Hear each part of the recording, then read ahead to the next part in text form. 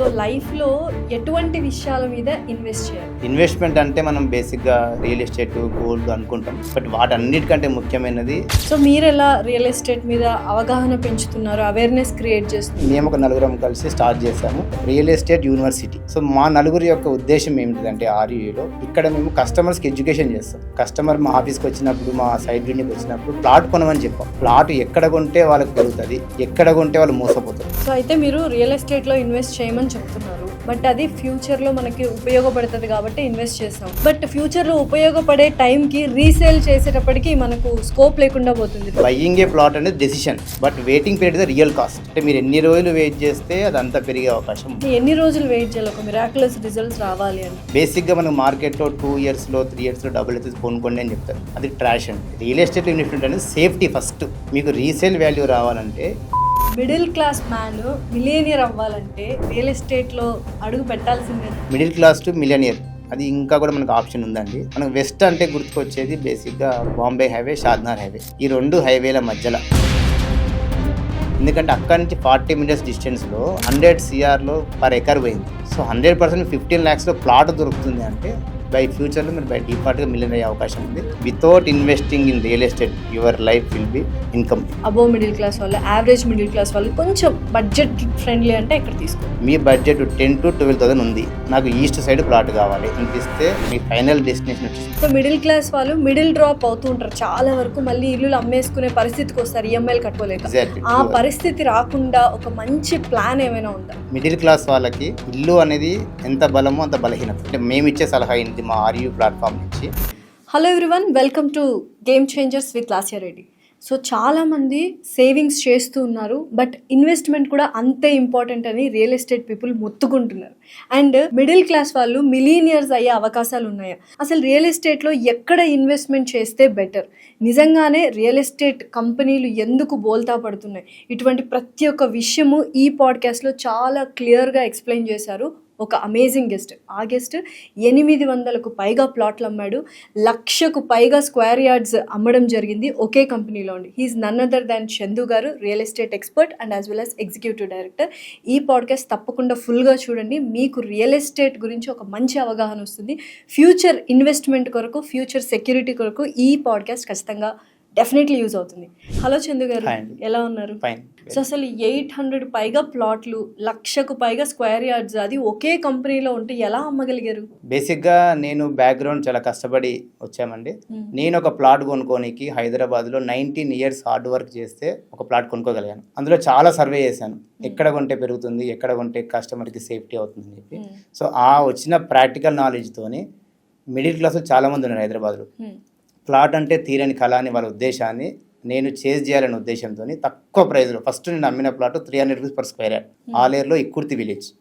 మా ఫ్రెండ్స్కి 6 మంది అసలు వాళ్ళ లైఫ్లో ప్లాట్ కొనలేము అనుకున్న వాళ్ళకి 6 మందికి ఇప్పించాను. I have taken 1,000 rupees only commission. So ఆ ఇచ్చిన satisfy, whatever we call it's kick, ఆ ఇచ్చిన కిక్తోని అట్లా 100 మందికి ప్లాట్ ఇప్పించి వాళ్ళ కళ నెరవేర్చాలనే ఒక ఉద్దేశంతో నేను ఈ ఫీల్డ్కి వచ్చాను. అది 1 lakh square yards కాదు, 10 lakh కూడా దాటే అవకాశం నాకు ఉంది. Definitely. So you are the correct person to say about real estate అనిపిస్తుంది నాకు. అసలు రియల్ ఎస్టేట్ మీద మీ అభిప్రాయం ఏంటి? యూజువల్గా రియల్ ఎస్టేట్ అనగానే దీని పర్టికులర్గా ఒక సిలబస్ అంటూ ఏం ఉండదు, ఒక కెరియర్ చూస్ చేసుకోవడానికి. మనకున్న పెద్ద బ్యాడ్ లక్ ఏంటంటే 2 major segments in society are neglected by intelligent people. అవునా? ఎగ్జాక్ట్లీ. ఫస్ట్ వచ్చేసి పాలిటిక్స్ అండి. అంటే ఒక పాలిటిక్స్ వచ్చేసి మన సామాజిక అభివృద్ధికి ఉపయోగపడుతుంది. బట్ అందరూ పాలిటిక్స్లో మంచి నాయకుడు కావాలి, నాకు అన్ని ఫ్రీగా ఇవ్వాలి అనుకుంటారు. బట్ ఎవ్వరు కూడా వాళ్ళ పిల్లలన్నీ పాలిటిక్స్ ఎంకరేజ్ చేయరు. అట్లీస్ట్ కామన్ సెన్స్తో ఓట్ వేయరు బేసిక్గా. అంటే ఎస్టోళ్ళు వేస్తున్నారు 50%, ఓటు కూడా వేస్తారు మనం. ఎగ్జాక్ట్లీ. సెకండ్ వచ్చేసి రియల్ ఎస్టేట్. అంటే రియల్ ఎస్టేట్ బాగుంటేనే ఆర్థిక అభివృద్ధి చెందుతుంది. సో రియల్ ఎస్టేట్ కూడా అసలు ఈవెన్ పాలిటిక్స్కైనా మనకు పొలిటికల్ సైన్స్ అనే ఒక సబ్జెక్ట్ ఉంది, అది చదువుకొని మనం పాలిటిక్స్కి వెళ్ళొచ్చు. బట్ రియల్ ఎస్టేట్లో ఎటువంటి సబ్జెక్ట్ అనేది మనం ఇంక్లూడ్ చేయలేదు, ఎడ్యుకేషన్ సిస్టంలో లేదు. అది పెద్ద bad luck I have feel. So మేమేం చెప్తున్నాం అంటే రియల్ ఎస్టేట్ అవేర్నెస్ అన్నది ప్రతి ఒక్కరికి మ్యాండేటరీ. మీరు ప్లాట్ ఇప్పుడు కొంటారా తర్వాత కొంటారా అనేది సెకండరీ థింగ్. రియల్ ఎస్టేట్కి ఎప్పుడు తీసుకొస్తారంటే పెద్ద పెద్ద వాళ్ళు వాళ్ళ ఎడ్యుకేషన్లో ఫెయిల్ అయ్యి లైఫ్లో ఫెయిల్ అయినప్పుడు ఒక 100 కోట్లు పెట్టి వెంచర్ చేసి వాళ్ళని రియల్ ఎస్టేట్ దింపుతారు. కానీ చిన్నప్పటి నుంచి రియల్ ఎస్టేట్ చేసి సమాజానికి హెల్ప్ చేయొచ్చు. కొంతమంది ఒక 30 years 40 years hard earn money real estate investment చేస్తారు. సో స్కీమ్ అని స్కామ్ అని మోసపోతారు. డెఫినెట్లీ. సో ప్రజెంట్ కావాల్సింది real estate awareness for every one. అది హౌస్ వైఫ్ కానివ్వండి, జాబ్ హోల్డర్ కానివ్వండి, బిజినెస్ హోల్డర్ కానివ్వండి, ఎవరికైనా రియల్ ఎస్టేట్ మీద అవేర్నెస్ కావాలనేది నా కోరిక అండి. అదొకటి ల్యాక్ ఉంది. సో మేము దాన్ని ముందు తీసుకెళ్ళడం చూస్తున్నాం. అయితే ఇప్పుడు రియల్ ఎస్టేట్లో ఇప్పుడు హైదరాబాద్లో ఇంత రియల్ ఎస్టేట్ భూమి పుంజుకుంది అంటే ఎన్ఆర్ఐస్ కూడా ఇన్వెస్ట్ చేస్తూ ఉంటారు, రైట్? బట్ ఇప్పుడు మార్కెట్ డల్గా ఉండడం వల్ల ఎన్ఆర్ఐస్ వెనక్కి తగ్గుతున్నారు అని ఒక వినికిడి వినిపిస్తుంది. మీరు దీనికి ఏమంటారు? ఫస్ట్ ఎన్ఆర్ఐ గురించి మాట్లాడుకుంటే వాళ్ళందరికీ ఒకసారి అంటే నా పరంగా ధన్యవాదాలు. ఎందుకంటే మన ఇండియన్స్ ప్రపంచంలో ఉన్న ప్రతి దేశంలో మన సేవలు అందిస్తారు. ఎక్కడ పోయినా ఇండియన్స్ అంటే ఒక రెస్పెక్ట్ అనేది వాళ్ళు తీసుకొచ్చారు. డెఫినెట్లీ. సో వాళ్ళు మనం అనుకుంటాం ఎన్ఆర్ఐ అంటే బాగా రిచ్, వాళ్ళు కొంటారని. బట్ వాళ్ళు ఎన్ని సాక్రిఫైస్ చేసి అక్కడికి వెళ్తున్నారు అనేది ఎవరికి కనిపించదు. నిద్రలేని రాత్రులు, ఫ్యామిలీ అనుకోండి, ఫ్రెండ్స్ అనుకోండి, రెగ్యులర్ థింగ్స్ అనుకోండి, అక్కడ వాళ్ళు కష్టపడి ఎన్ని చేస్తారు. బట్ ఇదివరకు హ్యాపీ. బట్ రీసెంట్గా 2020లో బయోవార్ చూసాం. ప్రతి కంట్రీ డైరెక్ట్గా ఫైటింగ్ చేయదు, ఏదైనా ఇటువంటి వాడుతుంది బయోవార్ సృష్టించి ఇబ్బంది పడతాను. ఆ రోజు చాలామంది ఇబ్బంది పడ్డారు. రీసెంట్గా జియో పాలిటిక్స్ అంటే జియోగ్రాఫికల్ పెత్తనం కోసం చాలా కంట్రీస్ సపోర్ట్ చేసుకున్నాయి. ఏ కంట్రీతో ఏ కంట్రీ ఫైటింగ్ చేస్తుందో తెలియట్లేదు. మేము ఈ 20 అసలు యాక్చువల్లీ ఈ రోజు మేము అజర్బైజాన్ వెళ్ళే ప్లానింగ్ ఉంది అండి. Due to Iran Israel war వల్ల మేము అయిపోయినాం. అంటే కొన్ని సందర్భాలు ఎట్లుంటాయి అంటే ఎక్కడో వార్ జరిగితే మనం సఫర్ కావాల్సి వస్తుంది. Definite butterfly effect. రీసెంట్గా ట్రేడ్ వార్ చూసినాం. సో ప్రపంచంలో ఒక అస్థిర పరిస్థితి ప్రజెంట్ ఉన్నది. సో ఎన్ఆర్ఐ సహోదరులు మీరు చెప్పే సూచన ఏంటి అంటే, మీరు అమెరికాలో డాలర్స్లో సంపాదించిన, దుబాయ్లో దినార్స్లో సంపాదించిన, మీరు ఇన్వెస్ట్మెంట్ ఇండియాలో ఇండియన్ రూపీస్లో పెడితే మీకు అది 100% అమ్మ ప్రేమ ఎట్లయితే ఎప్పుడు మోసం చేయదో ఎవరిని, అదేవిధంగా ఇండియాలో ఇన్వెస్ట్మెంట్ చేస్తే ఎప్పటికీ మీకు అది సపోర్టే తప్పించి అప్రిసియేషన్ తప్పించి ఎటువంటి ఇబ్బంది తీసుకురాదు అనేది మా సలహా. బట్ ఇప్పుడు చాలా మంది దుబాయ్లో ఇన్వెస్ట్ చేస్తున్నారు, యుఎస్లో ఇన్వెస్ట్ చేస్తున్నారు. ఇక్కడ ఏమైనా తగ్గిద్దా మరి ఇన్వెస్ట్మెంట్ రియల్ ఎస్టేట్లో? అది ఎప్పటికీ తగ్గదండి. మన వాళ్ళు అంతటి ఇన్వెస్ట్మెంట్ చేసిన గుడ్స్ అయినే. బట్ బయటి దేశంలో సపోజ్ అమెరికాని తీసుకుందామండి. అమెరికాలో ఇండియన్ జనాభా కంటే ఓన్లీ 25% పాపులేషన్ ఉంది. ల్యాండ్ బ్యాంకు మన ఇండియాకు ఉన్న భౌగోళిక దాంట్లో కూడా 10 times ఎక్కువ ఉంది అమెరికాలో. సో అక్కడ ల్యాండ్కి మనంత డిమాండ్ సప్లై మీద ఆధారపడి ఉంటుందండి. అక్కడ ల్యాండ్ కోసం ఫైటింగ్ చేసే సిచ్యువేషన్ లేదు. మనం మన దగ్గర చూస్తే టు బి ఓపెన్ ఫ్రాంక్ అన్నదమ్ములు నరుకున్న అంటే అటువంటి విషయాలు కూడా చాలా ఊళ్ళో మనం చూస్తాం. ఎప్పుడైనా ఇండియాలో ల్యాండ్కి ఉన్నంత డిమాండ్ బయట దేశంలో ఉండదు. You can't compare. సో మీరు ప్యాషన్ కొద్దీ ఒక బయట కొనుక్కుంటే ఓకే, కానీ లాంగ్ టైమ్ ఇన్వెస్ట్మెంట్ అప్రిసియేషన్ రావాలంటే ఇండియా అనేది స్వర్గధామం. అందులో ద యంగెస్ట్ స్టేట్ తెలంగాణలో, ద బ్యూటిఫుల్ సిటీ హైదరాబాద్లో, ఇప్పుడు ఫ్యూచర్ సిటీలో 200% యూ కెన్ ఇన్వెస్ట్మెంట్. అయితే ఇంకొకటి అండి, ఇప్పుడు మనకు ప్రపంచ పెద్ద దేశం ఏదంటాం? ప్రపంచ పెద్ద అన్న అంటే యుఎస్ అంటాం.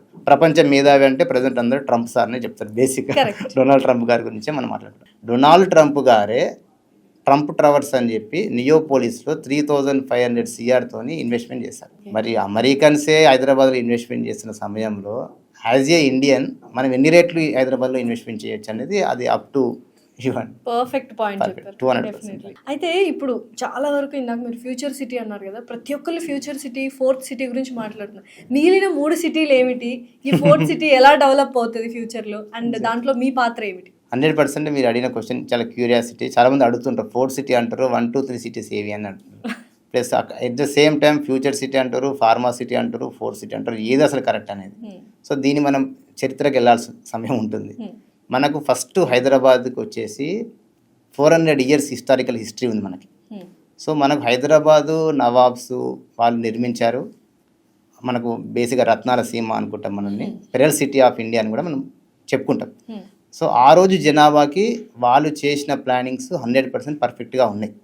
ఒక 200 years తర్వాత బ్రిటిష్ వాళ్ళు రూల్ చేసినప్పుడు మనకు సికింద్రాబాద్ని మేజర్ ఒక సౌత్ సెంట్రల్ చూస్ చేసుకొని ఇక్కడ నుంచి రవాణా వ్యవస్థని వాళ్ళు మెరుగుపరిచారు, ఇంపోర్ట్ చేసినారు.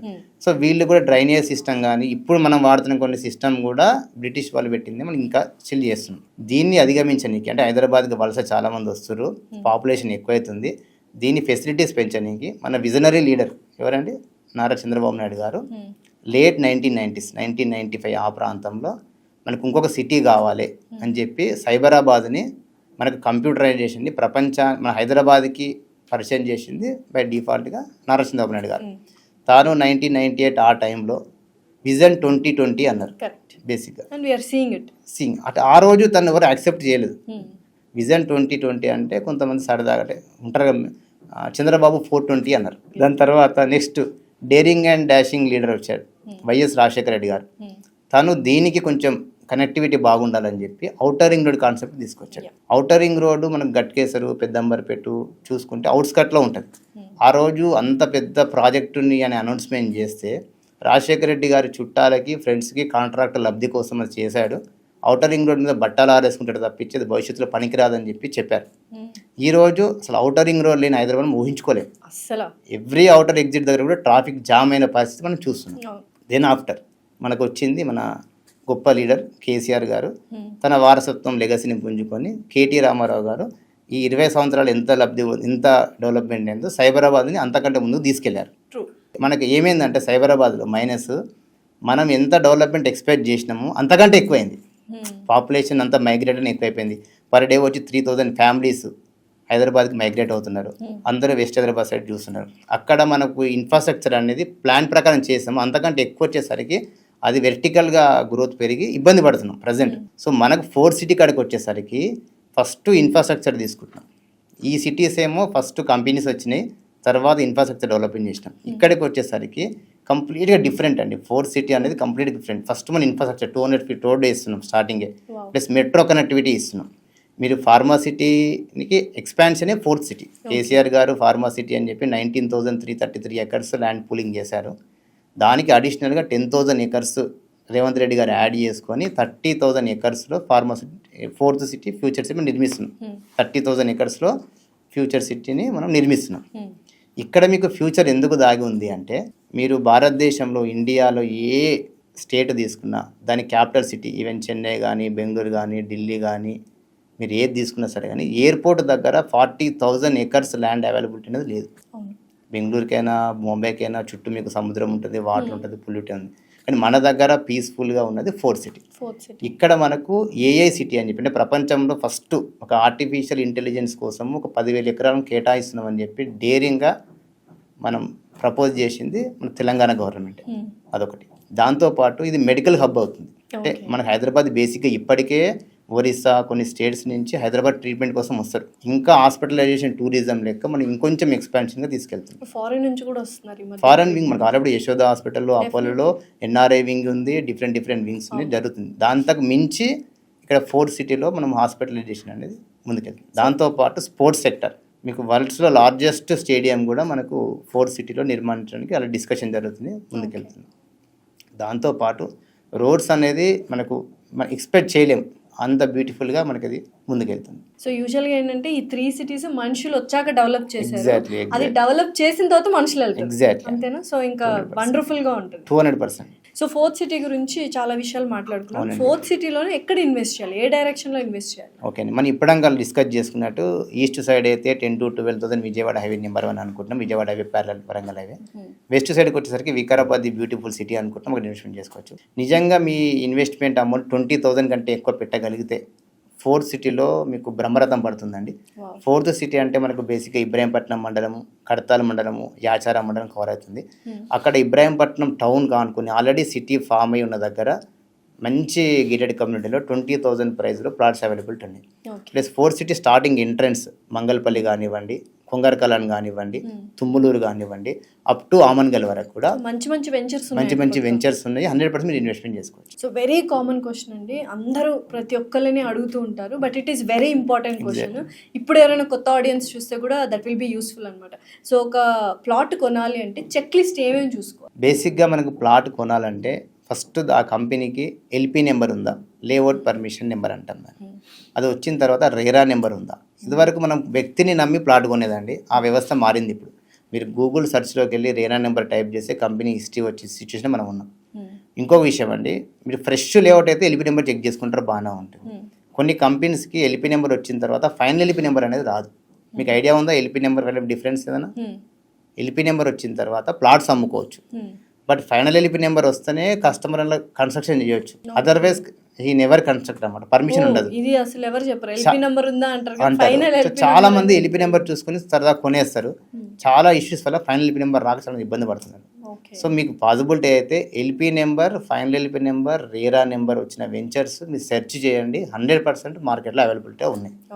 LP number, final LP number, RERA number. దాంతోపాటు మీరు తీసుకునే ఇన్వెస్ట్మెంట్ రిమోట్ ఏరియాలో ఉందా, ఇన్ఫ్రాస్ట్రక్చర్ దగ్గర ఉందా, మీరు మెయిన్ బస్ స్టేషన్ కానివ్వండి, అంటే రెగ్యులర్ పబ్లిక్ ట్రాన్స్పోర్ట్ కనెక్టివిటీ ఉందా లేదా అనేది చూసుకోవాలి. ఓకే. ప్లస్ మీరు తీసుకునే కంపెనీ హిస్టరీ ఎలా ఉంది, important. ప్రీవియస్ ప్రోడక్ట్కి వెళ్ళిపోండి. వర్షాకాలం ఇది రైట్ టైం, వర్షాకాలం వాళ్ళు ఒక కంపెనీ చూపిస్తే ప్రీవియస్ ప్రాజెక్ట్ ఎక్కడ అడగండి, ఆ ప్రాజెక్ట్కి వెళ్ళి చూడండి అక్కడ వర్షంలో ప్లాట్లు నానుతున్నాయా, మెయింటెనెన్స్ అనేది కాన్సెప్ట్. ఓకే. సో ఈ 3 అయితే పర్ఫెక్ట్ 100%. దాంతోపాటు మనకు ప్రజెంట్ ఎమ్యూనిటీస్ యాడ్ చేస్తున్నారు చాలామంది. ఎమ్యూనిటీస్ ప్రాపర్టీకి యాడ్ అయినప్పుడు మీ ప్రాపర్టీకి డిమాండ్ యాడ్ అవుతుంది, అప్రిసియేషన్ కూడా యాడ్ అవుతుంది. ఓకే. అసలు ఏంటి రియల్ ఎస్టేట్లో ఇన్వెస్ట్మెంట్ చేయకపోతే లైఫే ఉండదు, కంపల్సరీ రియల్ ఎస్టేట్లో ప్రతి ఒక్కరు ఇన్వెస్ట్ చేయాలి అంటారు కదా, ఎందుకు? 100% రియల్ ఎస్టేట్లో ఇన్వెస్ట్మెంట్ చేయకుంటే లైఫ్ ఈజ్ ఇన్కంప్లీట్ అండి. ఇది ఏదో నేను మైకుంది అని చెప్తున్న మాట కాదు. ద గ్రేట్ స్వామి వివేకానంద గారు ఉన్నారు కదా, నా ఆత్మకథ అనే బుక్లో తను రాసుకున్న పదం ఏంటంటే, వాళ్ళ అమ్మగారికి ఒక మంచి కంఫర్టబుల్ హౌస్ నిర్మిద్దాం అనేది నేను లైఫ్ టైం కోరిక, బట్ మేబీ అది తీరలే అనుకుంటాను. అంటే అంత పెద్ద వ్యక్తికి కూడా రియల్ ఎస్టేట్ అనేది అది అవసరం కాదంటే అది మ్యాండేటరీ. మనం రోటీ కపడా మకాన్ అంటాం కదా, ఆ మకానే రియల్ ఎస్టేట్. సో మకాన్ కంటే బిఫోర్ మీరు ప్లాట్ తీసుకుంటే మీరు మకాన్ అనేది ఈజీగా అవుతుంది. తొందరపడి తీసుకుంటే మకాన్ వల్ల ఇబ్బందులు వచ్చే అవకాశాలు ఉన్నాయి. ఓకే. సో మీరు ఇదంతా కాన్వర్సేషన్లో నాకేమర్థమైందంటే, ఓకే హైదరాబాద్లో రియల్ ఎస్టేట్ చాలా బాగుంది, చాలా బాగుంటుంది. సో ఇప్పుడు మెయిన్ క్వశ్చన్ ఏంటంటే, హైదరాబాద్ చుట్టుపక్కల 4 డైరెక్షన్స్లో సర్కిల్ వైజ్ డెవలప్ అవుతుంది. సో పర్సనల్గా నేను ఒక ప్లాట్ కొనాలి అంటే ఏ డైరెక్షన్లో కొనాలి? బేసిక్గా అంటే ఇన్వెస్టర్స్కి మనకు మన అదృష్టం, హైదరాబాద్ తెలంగాణలో పుట్టడమే మన అదృష్టం అంటే. ఇది డెక్కిన్ పాట భూమి, ఎప్పటి నుంచి హిస్టారికల్ సిటీ, ఇక్కడ ఎటువంటి విపత్తులు రావు, ఎటువంటి జరగదు. అందులో ప్రజెంట్ మీరు హైదరాబాద్ నుంచి బ్లైండ్గా 50 కిలోమీటర్స్ రేడియన్స్లో ఎక్కడ తీసుకున్నా మీ భవిష్యత్తు బంగారం లెక్క ఉంటుంది. 50 కిలోమీటర్స్. సో కొంత మిడిల్ క్లాస్ వాళ్ళు, అబోవ్ మిడిల్ క్లాస్ వాళ్ళు, యావరేజ్ మిడిల్ క్లాస్ వాళ్ళు తీసుకోవాలి అంటే ఈ సర్కంఫరెన్స్లో 50 కిలోమీటర్స్లో అంటే కొంచెం రేట్లు ఎక్కువగానే ఉన్నాయి. ఇప్పుడు ఓఆర్ఆర్ రీజనల్ రింగ్ రోడ్ కూడా ఉంది. అలా కాకుండా కొంచెం బడ్జెట్ ఫ్రెండ్లీ అంటే ఎక్కడ తీసుకోవచ్చు? ఓకే, బడ్జెట్ ఫ్రెండ్లీ అన్నప్పుడు కొంతమందికి బేసిక్గా ఫస్ట్ ప్రాపర్టీ కొనేటప్పుడు మా హైవే సైడ్ వెళ్తే బాగుంటుంది. సపోజ్ మాది వరంగల్, నేను ఈస్ట్ సైడ్ కొంటే బాగుంటుంది, మాది విజయవాడ ఆ హైవే కొంటే బాగుంటుంది. ఫీలింగ్స్ బై డిఫాల్ట్ అందరికీ ఉంటుంది. సో మేమేం చెప్తున్నామంటే, మీరు ఇన్వెస్ట్మెంట్ ప్లానింగ్ కనుక ఈస్ట్ సైడ్ చూస్తారనుకోండి, ప్రజెంట్ లుక్ ఈస్ట్ అనే స్కీమ్ కూడా నడుస్తుంది. అంటే వెస్ట్ ఆల్రెడీ వెర్టికల్గా డెవలప్మెంట్ అయిపోయింది, ఈస్ట్లో ల్యాండ్ బ్యాంక్ అవైలబిలిటీ ఉంది, 4th సిటీ కూడా మెయిన్ ఈస్ట్ సైడ్ ఉంది. కాబట్టి మీ బడ్జెట్ అంటే అందరు చెప్తాను నేను, మీ బడ్జెట్ 10,000 to 12,000 ఉంది, నాకు ఈస్ట్ సైడ్ ప్లాట్ కావాలి అనిపిస్తే మీ ఫైనల్ డెస్టినేషన్ వచ్చేసి విజయవాడ హైవే. ఎందుకు అంటే విజయవాడ హైవే అనేది capital to capital connecting road, world's largest film city Ramoji film city అక్కడే ఉంది. మీకు MSME TSIF Telangana state industrial federation green industrial zone అని చెప్పి 400 acresలో ఆల్రెడీ పెట్టి ప్రొడక్షన్ కూడా స్టార్ట్ అయ్యి ఒక 50,000 ఎంప్లాయ్మెంట్కి అనుకూలంగా ఉంది. డ్రైపోర్ట్ పేరు విన్నారా అండి? డ్రైపోర్ట్ అది కూడా మనకు చౌటుప్పల్ దగ్గర పర్మిషన్స్ వచ్చింది, వర్క్ నడుస్తుంది. అంటే ఆంధ్రాలో సీ పోర్ట్ ఉంది, మనకు సీ లేదు కాబట్టి సీ విస్తీర్ణం అంత ల్యాండ్ తీసుకుని లాజిస్టిక్స్ ట్రాన్స్పోర్టేషన్ జరుగుతుంటుంది. దీనికి అనుగుణంగా రీజనల్ రింగ్ రోడ్ చౌటుప్పల్ దగ్గర వస్తుంది. అక్కడ కొన్ని గేటెడ్ కమ్యూనిటీస్ కంపెనీస్ కూడా చాలా పెద్ద పెద్ద కంపెనీస్ ప్రొవైడ్ చేస్తున్నాయి, 10,000 కూడా ప్లాట్ ఇస్తున్నాయి. సో మీరు ఈస్ట్ సైడ్ మీ ప్రియారిటీ ఉంటే I prefer Vijayawada highway. Life is so unpredictable and nothing is permanent ఇప్పుడు. ఎందుకంటే మొన్న అహ్మదాబాద్ క్రాష్ చూసాము, హెలికాప్టర్ క్రాష్ చూసాము, బ్రిడ్జ్ కూలిపోయింది, ఎప్పుడు మనుషులు ఎలా చనిపోతున్నారో తెలియదు.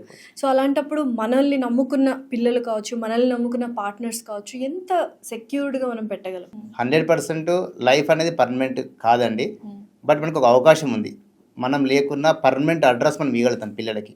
మీరు ప్లాట్ తీసుకోండి, ప్లాట్ నెంబర్ అనేది పర్మనెంట్ లైఫ్ టైం, అది మారదు. Plot number correct.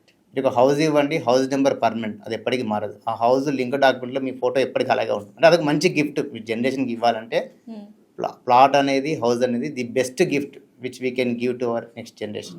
We are not selling the only plot, but also we are giving permanent address to you. So that is permanent. 100%. Okay.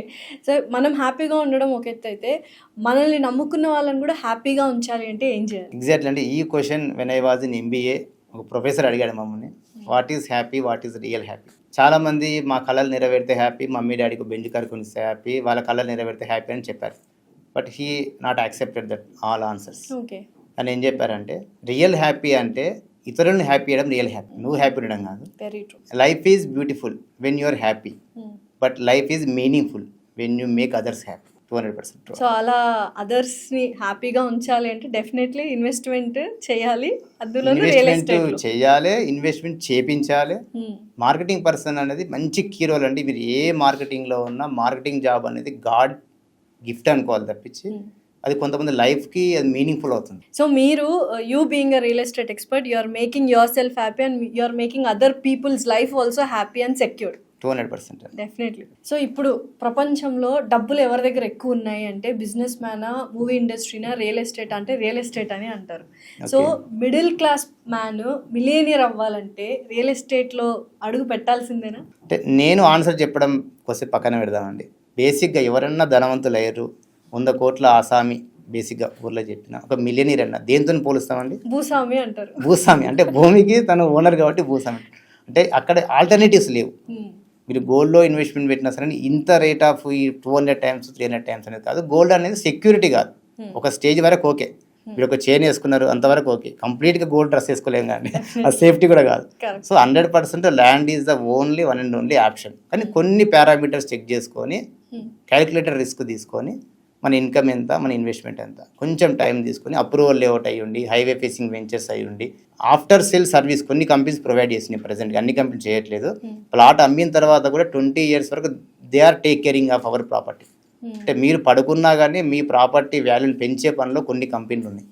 So మీరు అక్కడ కొంచెం టైం పెట్టి, మన ఇప్పుడు ఒక డ్రెస్ తీసుకున్నారండి, మీ డ్రెస్ బాగుంది, మీరు షాపింగ్ ఎన్ని షాప్కి వెళ్ళారు, ఎంత టైం పెట్టారు?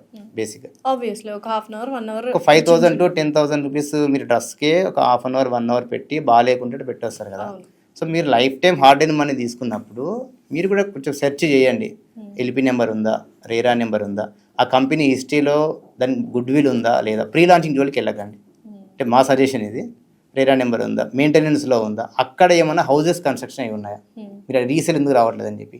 రీసేల్ రావాలంటే ఫస్ట్ మీరు అమ్మిన దగ్గర ఒక ఇల్లు కట్టుకుంటే ఉండడానికి అనుకూలంగా ఉందా ప్రెమిసెస్ అనేది చాలా ఇంపార్టెంట్. ఫెసిలిటీస్ అనేది చాలా important. Middle class to millionaire అది ఇంకా కూడా మనకు ఆప్షన్ ఉందండి. మనకు వెస్ట్ అంటే గుర్తుకొచ్చేది బేసిక్గా Bombay highway, Shadnagar highway.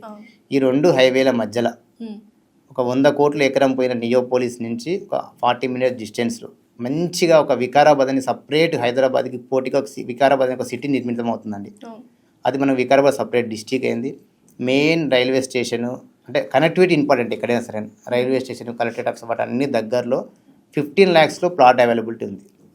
So మీరు అక్కడ ఇన్వెస్ట్మెంట్ చేసుకుంటే, ఎందుకంటే అక్కడి నుంచి 40 minutes డిస్టెన్స్లో 100 crore per acre పోయింది. సో 100% 15 lakhs ప్లాట్ దొరుకుతుంది అంటే బై ఫ్యూచర్లో మీరు బై డిఫాల్ట్గా మిలియన్ అయ్యే అవకాశం ఉంది. ఎలాగో చుట్టుపక్కల హైదరాబాద్ చుట్టుపక్కల కొనలేని పరిస్థితి కాబట్టి, ఎందుకంటే అంత హై రేట్స్ ఉన్నాయి కాబట్టి మిడిల్ క్లాస్ వాళ్ళు మిలియనియర్స్ అవ్వాలంటే వికారాబాద్లో ఇన్వెస్ట్ చేయాలి. వికారాబాద్లో ఇన్వెస్ట్మెంట్ చేసుకోవచ్చు. 100%గా మీరు మిలియన్ అయ్యే అవకాశం ఉంది. వికారాబాద్ ఇట్ సెల్ఫ్ అది ఒక తెలంగాణ ఊటీ అని చెప్పబడుతుంది. అక్కడ చందన్ వ్యాలీ, జీనం వ్యాలీ అనేది అవి కూడా అక్కడ ఉన్నాయి. 100% మీకు అది బ్యూటిఫుల్ ఇన్వెస్ట్మెంట్ అండి. సో ఒక 10 years బ్యాక్, 15 years బ్యాక్ చూసుకుంటే ప్రతి ఒక్కరు, మా అమ్మ నాన్నైనా మీ అమ్మ నాన్నైనా ఆ జనరేషన్ వాళ్ళు సేవింగ్స్ చేయాలి అంటున్నారు. ఇప్పుడు మన జనరేషన్, ఫ్యూచర్ జనరేషన్ ఇన్వెస్ట్మెంట్ చేయాలి, సేవింగ్స్ ఇప్పుడు వర్కౌట్ అవ్వవు అంటున్నారు. ఏంటి డిఫరెన్స్? నిజంగానే సేవింగ్స్కి ఇన్వెస్ట్మెంట్కి డిఫరెన్స్ ఏంటి? బేసిక్గా సేవింగ్ అనేది మంచి హ్యాబిట్ అండి. బట్ మీరు సేవింగ్ చేసుకుంటూ వెళ్తే ఆ వచ్చే రిజల్ట్ అనేది నాట్ ఫ్రూట్ఫుల్. దానికి ఒకటి చిన్న రైమింగ్ ఉందండి. How much your earning is does not matter, how much your saving is matter. How much your saving is does not matter. How much your investment is matter. How much you are investing is doesn't matter. How much you are getting returns from that investment is matter. How much you are getting returns from that investment is doesn't matter. How much your reinvestment in other sector is matter. End of the day, I can say one dialogue andi. How much you are earning is doesn't matter. How much your health is matter, how much your serving to people is matter. Super, మంచి మాట చెప్పారు. So ఇప్పుడు ప్రతి ఒక్కరు మీలాంటి real estate experts awareness create చేయాలి అంటున్నారు కదా, అసలు అవేర్నెస్ ఎలా క్రియేట్ చేస్తారు? అవేర్నెస్ గురించి ఏదైనా చెప్పగలరు? అంటే బేసిక్గా నేను ఎంబీఏ చదువుకున్నాను. నేను డిగ్రీ పీజీ అయిపోగానే ఎడ్యుకేషన్ అయిపోయిందని చెప్పి ఏదో మనకున్న టాలెంట్కి జాబ్ బిజినెస్ చేసుకుంటున్నాం. బట్ మేమేం చెప్తున్నామంటే financial literature is the most important than academic education. Definitely. అంటే మీరు లైఫ్లో ఎర్నింగ్ అయిన తర్వాత, ఎంటర్ అయిన తర్వాత మీరు నిరంతరం నేర్చుకుంటూ కీప్ లెర్నింగ్లో ఉండి అప్డేట్ అయితే ఫైనాన్షియల్ అంటే అవేర్నెస్ అంత ఇంపార్టెంట్ అనేది చెప్పాలి. Okay, financial education is the most important then academical education in real life. అయితే యాజ్ ఎ కామన్ మ్యాన్గా, నార్మల్ ఆడియన్స్గా చాలామంది పెద్ద పెద్ద రియల్ ఎస్టేట్ కంపెనీలే రీసెంట్గా బోర్డులు తిప్పేసిన సందర్భాలు ఉన్నాయి. అసలు ఎక్కడ తప్పు జరుగుతోంది ఏంటి? అంటే బేసిక్గా రియల్ ఎస్టేట్ అంటే ఒక 2 decades బ్యాక్ ఎలా ఉంటాయంటే అండి, ఒక ఏదన్నా ల్యాండ్ని తీసుకొని, అంటే ఇట్ మేబీ పనికిరాని ల్యాండ్ని తీసుకొని దాన్ని హైప్ క్రియేట్ చేసి పబ్లిక్కి లాంచింగ్ ఆఫర్ అని పెట్టి ఆ ప్లాట్ అమ్మేసి డబ్బులు క్యాచ్ చేసుకునేది. ఊరికి దూరంగా సిటీ అవతల అసలు అక్కడ పెరిగే గ్రోత్ కారిడార్ తీసుకోపోయేదారు. అంటే వాళ్ళకు ల్యాండ్ కొన్నప్పుడు తక్కువ రేట్లో తీసుకొని అక్కడ కొన్ని డెకరేషన్స్ చేసి మిడిల్ క్లాస్ వాళ్ళకు ఉన్న ఎమోషన్స్ని క్యాచ్ చేసుకొని అమ్మిన కంపెనీలు పెద్ద కంపెనీ చాలా ఉన్నాయి. అంటే వాళ్ళకు డబ్బులు వెనుక పరిగెత్తిరు వాళ్ళు, సో ఇరుగలు ఆగిపోయారు. బట్ కొన్ని కంపెనీలు మేము ప్రజెంట్గా విజన్ ఎంబడి పరిగెడుతున్నాం. అంటే కస్టమర్కి తీసుకున్న వ్యక్తికి కస్టమర్ తీసుకున్నప్పుడు మనం ఇచ్చేది 4 stones of piece of plot ఒకటే కాదు, వాళ్ళు పాస్ట్లో చేసిన హార్డ్ అండ్ మనీ వాళ్ళ ఫ్యూచర్కి ఉపయోగపడడానికి ప్లాట్ తీసుకుంటున్నారు. వాళ్ళు ప్రీవియస్ వాళ్ళ గతంలో కష్టపడి సంపాదించిన సొమ్ముని ఫ్యూచర్లో అవసరాలకి ఉపయోగపడాలనే ఒక ఉద్దేశంతో ప్లాట్ కొంటున్నారు. సో వాళ్ళ ఎండు నుంచి ఆలోచించిన కంపెనీలు, కొంచెం విజన్తో ముందుకెళ్తున్న కంపెనీలు ఎవరైనా టాప్ 1 లెక్క మార్కెట్లో ఉన్నాయండి. అంటే డబ్బులు వెంబడి మనం పరిగెడితే ఒక స్టేజ్లో అయిపోవాల్సి వస్తుంది. కస్టమర్కి మేలు చేయాలి, కస్టమర్కి బెనిఫిట్ రావాలి, లాయల్టీ కస్టమర్ కావాలి, కస్టమర్ బాగుండాలి, మార్కెటింగ్ పర్సన్ బాగుండాలి, సొసైటీ బాగుండాలనే ఉద్దేశంతో పరిగెత్తినప్పుడు డబ్బులు బై డిఫాల్ట్గా ఫాలో వస్తుంది. ప్రజెంట్ సిచ్యుయేషన్స్లో రియల్ ఎస్టేట్ అనేది బాగా పడిపోయింది అని అందరూ వింటున్నాం, కానీ మీరేమో అమ్మకాలు బాగున్నాయి కొనండి కొనండి అంటున్నారు. ఏంటి అసలు? రియల్ ఎస్టేట్ అనేది ఎప్పటికీ పడిపోదండి. గవర్నమెంట్ మారినప్పుడు ఒక టైంలో స్లోగా అవుతుంది. ఇప్పుడు ప్రజెంట్ అంటే ఆల్ టైమ్ రికార్డెడ్ డిమాండ్ ఉన్న హైదరాబాద్లో ఇప్పుడు లోయెస్ట్ ప్రైస్లో అవైలబిలిటీ దొరుకుతున్నాయి ప్లాట్స్, మీరు తీసుకోవచ్చు. అందులో ఒకటి మేము ఒక 25 years కష్టపడి ఒక 5 letters కోసం 25 years కష్టపడ్డామండి. That is trust. మేము నిలబడి అంటే ట్రస్ట్ అనేది ఎప్పుడైతే ఉంటుందో అండి బై డిఫాల్ట్గా సేల్స్ అని జరుగుతుంది. అంటే నమ్మకాలు ఉన్న దగ్గరే అమ్మకాలు జరుగుతాయి. ఆల్రెడీ ఒక ప్రాపర్టీ తీసుకున్నారు, దానికే అప్రిసియేషన్ లేదు, సెకండ్ ఆ కంపెనీకి వెళ్ళి ప్లాట్ కొనండి అనే ఆపర్చునిటీ ఉండదు కానీ వాళ్ళకి. సో మేమేం చెప్తున్నాం అంటే వాస్తవానికి ప్రజెంట్ రియల్ ఎస్టేట్ స్లోగా ఉంది. This is a right time. ఇది బయ్యర్స్ మార్కెట్ అంటారు అన్నమాట. సో మంచి మంచి కంపెనీలో కూడా తక్కువ ప్రైస్ కోట్ చేయాలి. అంటే ల్యాండ్ బ్యాంక్ ఎక్కువ ఉంది, లిక్విడ్ క్యాష్ కావాలి, సర్వే కానికి లిక్విడ్ క్యాష్ కావాలి. సో వాళ్ళు ఏం చేస్తున్నారంటే ఇప్పుడున్న సిచ్యువేషన్లో 10 plots అమ్మిరు తక్కువ ప్రైస్కి, వాళ్ళకు లిక్విడ్ క్యాష్ వచ్చింది, మిగతా ప్లాట్స్ బై డిఫాల్ట్ ఎక్కువ ప్రైస్కే అమ్ముతారు. So this is the right time. ఎవరైనా బయ్యర్స్ ఉంటే ఈవెన్ మీరైనా, నేను సెల్ఫ్గా ఇన్వెస్ట్మెంట్ లీజులు ప్లాట్ తీసుకున్నాను, this is the right time, all time right time అనమాట. సో మీరు ఎలా రియల్ ఎస్టేట్ మీద అవగాహన పెంచుతున్నారు, అవేర్నెస్ క్రియేట్ చేస్తున్నారు, ఏమైనా ప్రోగ్రామ్స్ పెడుతున్నారు? ఎగ్జాక్ట్లీ అండి, మేము ఒక 4 కలిసి స్టార్ట్ చేసాము. REU real estate university. Real estate university start చేస్తాం. ఎందుకంటే ఇది మ్యాండేట్, దీని ఎక్స్పాన్షన్ చాలా ఉంది. సో మా నలుగురి యొక్క ఉద్దేశం ఏమిటిదంటే REUలో ఇక్కడ మేము కస్టమర్స్కి ఎడ్యుకేషన్ చేస్తాం. కస్టమర్ మా ఆఫీస్కి వచ్చినప్పుడు, మా సైట్ జూనికి వచ్చినప్పుడు ప్లాట్ కొనమని చెప్పాం. ప్లాట్ ఎక్కడ కొంటే వాళ్ళకి పెరుగుతుంది, ఎక్కడ కొంటే వాళ్ళు మోసపోతారు. మన బేసిక్గా schemes, scams, pre launching offers అని చెప్పి చాలా చూస్తుంటాం. అక్కడి నుంచి ఫస్ట్ మీరు బయటికి రండి, ఒక నాలెడ్జ్ ఇస్తాం. ప్లస్ ఏజెంట్స్కి కూడా ప్లాట్ అమ్మితే 1 lakh వచ్చింది కమిషన్ అనేది ఇంపార్టెంట్ కాదు. తీసుకున్న వ్యక్తి లాయల్టీ కస్టమర్ కావాలంటే తనకు ఫస్ట్ ప్రాఫిట్ జరగాలి, కస్టమర్ ప్రాఫిట్ జరగాలి. బై డిఫాల్ట్ కస్టమర్ ప్రాఫిట్ జరిగితే he will become a loyalty customer for us. ఆ కాన్సెప్ట్ మీద మేము ముందుకెళ్తున్నాము. రియల్ ఎస్టేట్ యూనివర్సిటీ స్థాపించి అందరికీ ఫైనాన్షియల్ లిటరేచర్ చేయాలనేది మా యొక్క గోల్. అది ఇప్పటికి ఒక 1000+ members చేశాము. రానున్న డెకేడ్లో గవర్నమెంట్తో అప్రోచ్ అయ్యి ప్రతి సబ్జెక్ట్లో కూడా రియల్ ఎస్టేట్ గురించి అవేర్నెస్ కల్పించాలనేది మా కోరిక. సో లైఫ్లో ఎటువంటి విషయాల మీద ఇన్వెస్ట్ చేయాలి? ఇన్వెస్ట్మెంట్ అంటే మనం బేసిక్గా రియల్ ఎస్టేట్, గోల్డ్ అనుకుంటాం. బట్ వాటన్నిటికంటే ముఖ్యమైనది సెల్ఫ్ ఇన్వెస్ట్మెంట్. అంటే మీరున్న ఫీల్డ్లో, మీరున్న బిజినెస్లో ఇంకొక మెట్టు ఎదగాలంటే మీరు సెల్ఫ్ ఇన్వెస్ట్మెంట్ చేసుకోవాలి, అంటే టైం ఇన్వెస్ట్మెంట్ చేసుకోవాలి. హెల్త్ అనుకోండి, ఎవ్రీడే అట్లీస్ట్ 30 minutes మీరు వాకింగ్ చేస్తారా, యోగాకి వెళ్తారా, జాగింగ్ చేస్తారా, జుంబా చేస్తారా, జస్ట్ వాకింగ్ చేస్తారా అనేది మీ ఇష్టం. సెల్ఫ్ కేర్ తీసుకోవాలి. ఫస్ట్ హెల్త్ మీద, ఎందుకంటే హెల్త్ ఒకటి బాగుంటేనే రిమైనింగ్ రెస్ట్ ఆఫ్ థింగ్స్ మనకు వస్తుంది. సెకండ్ వచ్చేసి వెల్త్ విషయంలో ఇప్పుడు మనము నిరంతరం నేర్చుకోకుంటే, మన చెప్తారు కదా పాత సామెత, కానీ if you can't update yourself you are going to be outdate. అది 100% ప్రజెంట్ మనం ఉన్నది గ్లోబలైజేషన్ దగ్గరలో ఉన్నాం. ఏ గురించి తెలుసుకోకుండా మనకు ఇబ్బందులు వచ్చే పరిస్థితిలో మనం ఉన్నాం. So keep learning. అంటే మేము ఓవరాల్గా ఏం చెప్తున్నాం అంటే your learning ability decides your earning capacity. మీరు తక్కువగా సంపాదిస్తున్నారు అంటే మీరు తక్కువ నేర్చుకుంటారని అర్థం. మీరు ఎప్పుడైతే కంటిన్యూగా నేర్చుకుంటున్నారో మీ ఇన్కమ్ అనేది పెరుగుతుంది. నాట్ ఓన్లీ ఇన్కమ్, సమాజం పట్ల అవగాహన కానివ్వండి, హెల్త్ పరంగా కేర్ కానివ్వండి, కీప్ లెర్నింగ్ అనేది మా కాన్సెప్ట్ అండి. అంటే సెల్ఫ్ ఇన్వెస్ట్మెంట్ ఫస్ట్ వచ్చేసి. సెకండ్ వచ్చేసి మనకి రియల్ ఎస్టేట్.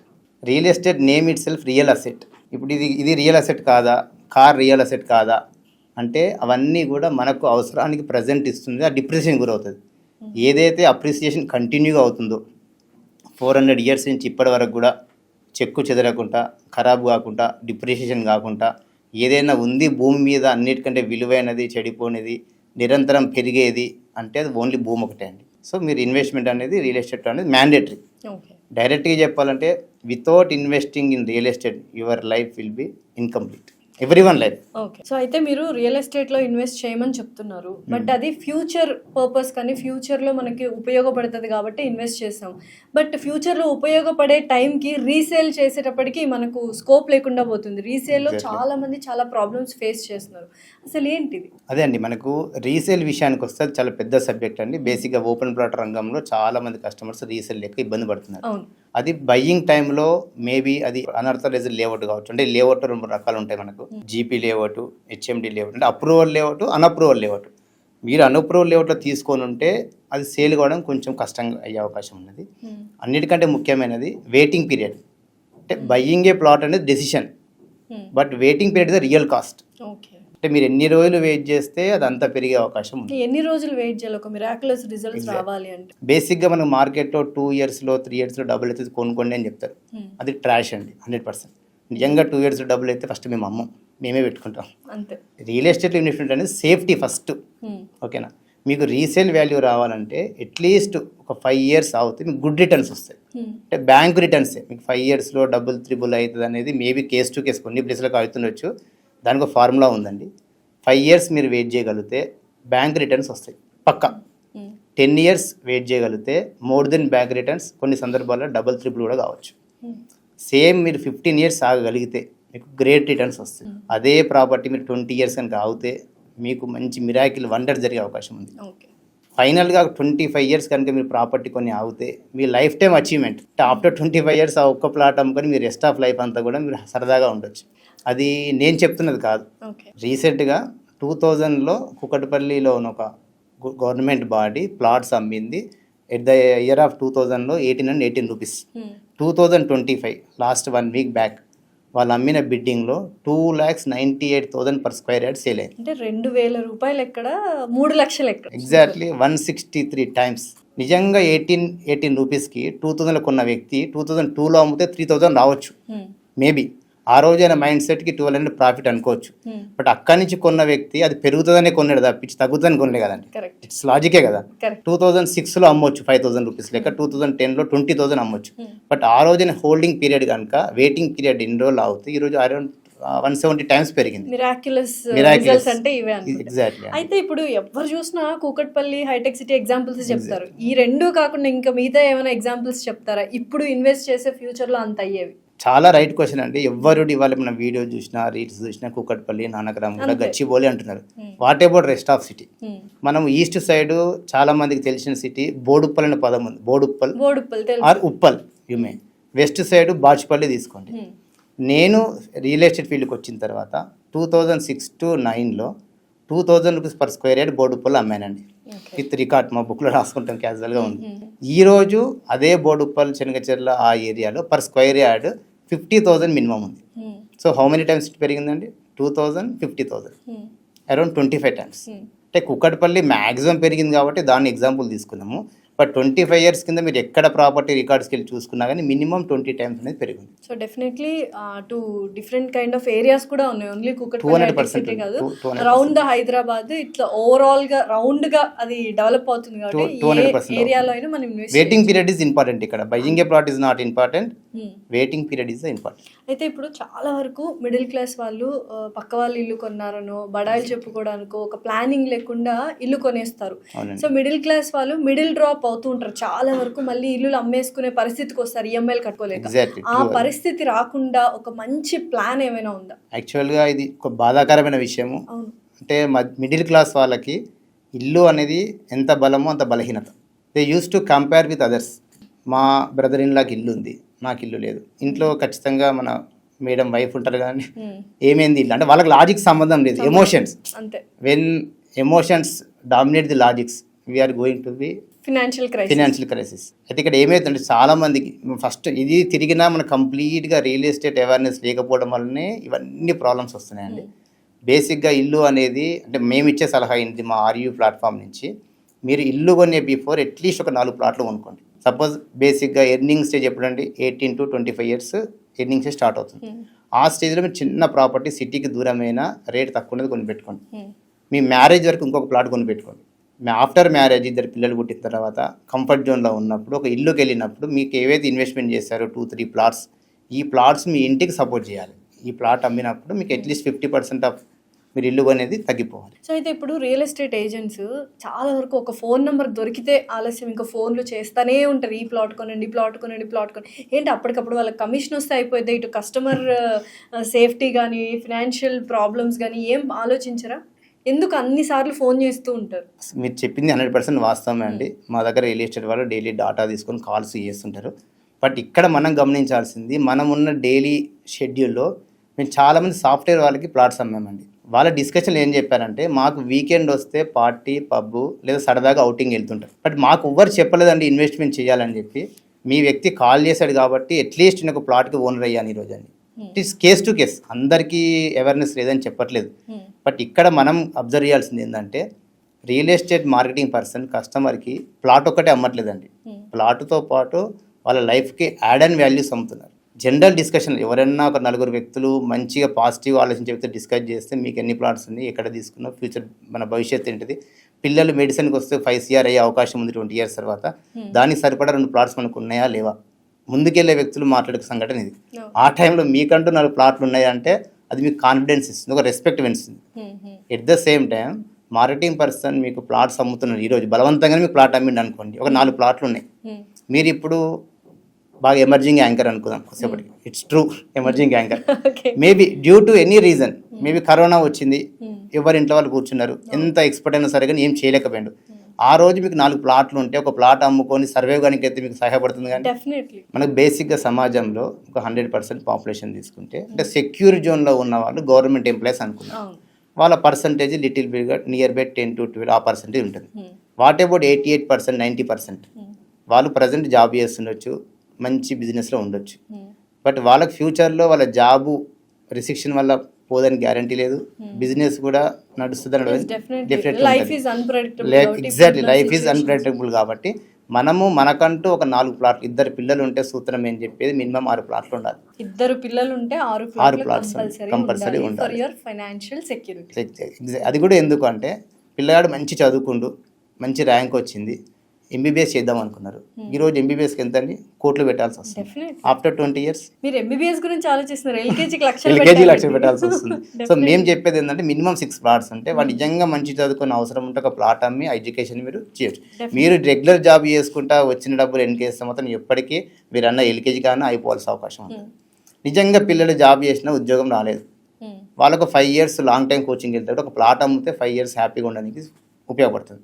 అమ్మాయిలు ఉన్నారు, అమ్మాయిలు మ్యారేజ్కి వాళ్ళు కట్నాలు కనుక్కొని వాళ్ళు సర్వే కనుక్కొని అట్లీస్ట్ 6 ప్లాట్స్ ఉంటే 4 ప్లాట్లు పిల్లలకు ఖర్చు పెట్టినా 1-2 ప్లాట్లతో మీ ఆఫ్టర్ రిటైర్మెంట్ లైఫ్ మీరు ప్రశాంతంగా సెక్యూర్గా ఎంజాయ్ చేయాలంటే మినిమం ఫ్యామిలీకి 6 ప్లాట్స్ ఉండాలనేది మా ఫార్ములా. అది ఒక్కొక్కటి మనము ప్లాన్ ప్రకారం కొంటూ వెళ్ళొచ్చు. సో మార్కెటింగ్ పీపుల్ని ఎక్కడో చులకనగా చూస్తారు, ఎందుకంటే వీళ్ళు ఎప్పుడు అబద్ధాలే చెప్తుంటారు, ఎప్పుడు ఫోన్లు చేసి విసిగిస్తుంటారు అని ఒక చులకన భావం మార్కెటింగ్ పీపుల్ మీద చాలా మందికి ఉంది. అసలు ఎందుకు ఆ చులకన భావం వచ్చింది? ఇది చులకన భావం అంటే చిన్న ఎగ్జాంపుల్ చెప్తాండి. మన ఇంటికి డైలీ మిల్క్ వేసే వ్యక్తి వస్తారు, మిల్క్ వేసే వ్యక్తిని మనం చులకని చూస్తాం. బట్ తను ఇంటికి తెచ్చి ఇచ్చినప్పుడు అది మన ఆరోగ్యానికి బలం. అన్ని రకాల ఏ డాక్టర్ కాడికి వెళ్ళినా డైలీ ఒక గ్లాస్ పాలు తాగండి అంటారు. అదే మనకు ఆల్కహాల్ మనకు హాని చేస్తుంది, అది మనం బయటికి బండి వేసుకొని వెళ్ళి మరి లైన్లో కట్టి తీసుకుంటాం, అది మన ఆరోగ్యానికి హాని చేస్తుంది. బట్ ఇక్కడ పాల అమ్మే వ్యక్తిని చులకనగా చూస్తున్నాం. సో అదేవిధంగా మార్కెటింగ్ ఎవరైతే చేస్తున్నారో వాళ్ళు మీకు భవిష్యత్తును క్రియేట్ చేస్తున్నారు. ఒక చిన్న ఎగ్జాంపుల్, ఇంకోటి మాకు తెలిసిన వ్యక్తి 2 CR అమౌంట్ వచ్చిందండి, తను డిఫరెంట్ బిజినెస్లో ఒక 1 CR పోగొట్టుకున్నాడు. Singapore share market, Indian share మార్కెట్లో 50 lakhs పెట్టాడు. ఇది రియల్, మా ఫ్రెండ్ తన పేరు చేయదలుచుకోలేదు, 50 lakhs పోయినది. నేను బలవంతంగా నా ప్రాఫిట్ కోసం ఒక ప్లాట్ తీసుకోరా అని చెప్పి 25 lakhsకి గట్కేసర్ అనే ప్లేస్లో ప్లాట్ ఇప్పించాను. ఇది ఎబన్ స్టోరీ 2016. తను పెట్టుకున్న 1 CR 50 lakhs అంతా స్మాష్ అయింది. ఈరోజు 25 lakhs నేను ఇచ్చిన ప్రాపర్టీ తనకు 2 CR వాల్యూలోకి వెళ్ళింది. గ్రేట్. సో ఇట్ ఈస్ ప్రాక్టికల్గా. సో ఆ విషయాన్ని కస్టమర్ ఆలోచించగలిగితే మార్కెటింగ్ వ్యక్తి మీద రెస్పెక్ట్ పెరిగే అవకాశం ఉంది. డెఫినెట్లీ అంటే ఇది సరే మీరు మమ్మల్ని రెస్పెక్ట్ ఇవ్వకున్నా పర్లేదు, మీరు ప్రాపర్టీ కొనుక్కొని మీ భవిష్యత్తు బాగుంటే ఫస్ట్ ఆనందపడేది యాజ్ ఏ మార్కెటింగ్ పర్సన్ మేమే. సూపర్, ఒక మంచి మాట చెప్పారు. అయితే ఎంత ఇన్కమ్ ఉంటే మనం ఎంత పర్సెంటేజ్ ఆఫ్ ఈఎంఐ పెట్టుకోవచ్చు? ఇది ఇంకా బ్యూటిఫుల్ క్వశ్చన్ అండి. బేసిక్గా ఏమవుతుందంటే ఇప్పుడు మీరు ఇల్లు తీసుకున్నారండి, మీ income maybe per month 5 lakhs అనుకో, మీ ఈఎంఐ 1 lakh ఉంటే your in comfortable zone. Obviously అంటే 25% ఆఫ్ యువర్ ఈఎంఐ మీ ఇన్కంలో ఉండాలి. ఒకవేళ 25% కాదు, మీ 5 lakhs మీ శాలరీలో 2.5 lakh కనుక మీరు ఈఎంఐకి వెళ్తున్నారు అనుకోండి, 50% ఎప్పుడైతే 50% మార్క్ క్రాస్ అయిందో, 50% రీచ్ అయిందో, you are in risk zone. 25% ఉంటే comfort zone, safe zone, comfortable zone. 50% వస్తే మాత్రం అది రిస్క్ జోన్ అవుతుంది. కొంతమందికి అంటే నాలెడ్జ్ లేక ఎమోషన్ గురై ఎబో 50%, వాళ్ళ శాలరీ 2 lakhs ఉంటుంది, 1,80,000 అన్ని కటింగ్ 20,000 ఇంటికి వస్తుంది. వాళ్ళు డేంజర్ జోన్లో ఉన్నారు. డెఫినెట్లీ అంటే వాళ్ళకి ప్లానింగ్ లేక ముందు ప్లాట్, అంటే మనం చెప్పేది ఇల్లు కట్టాలంటే ముందు ప్లాట్ కొనుక్కోండి, అట్లీస్ట్ 3-4 ప్లాట్లు కొనుక్కుంటే ఈఎంఐ కట్టడానికి మన ఇబ్బంది అయినా ఒక ప్లాట్ అమ్మేస్తే ఆ ఈ బ్యాంక్ లోన్ వెళ్ళే విధంగా ఉండాలి. సో అట్లా ప్లాన్ చేసుకుంటే ఈ మిడిల్ డ్రాప్స్ అనేది ఉండవండి. అంటే ఓవరాల్గా మనకు సంత పిల్ల అనేది మానసిక ప్రశాంతత ఇచ్చి నీకు సంత పిల్ల తీసుకుంటాం, బట్ ఆర్థిక ఇబ్బందులు కొని తెచ్చుకోం కదండి.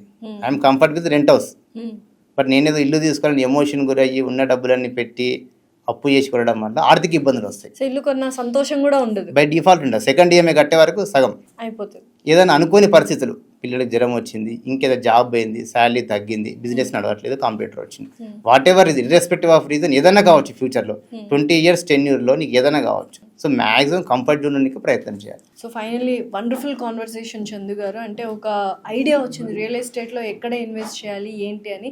Thank you so much for that.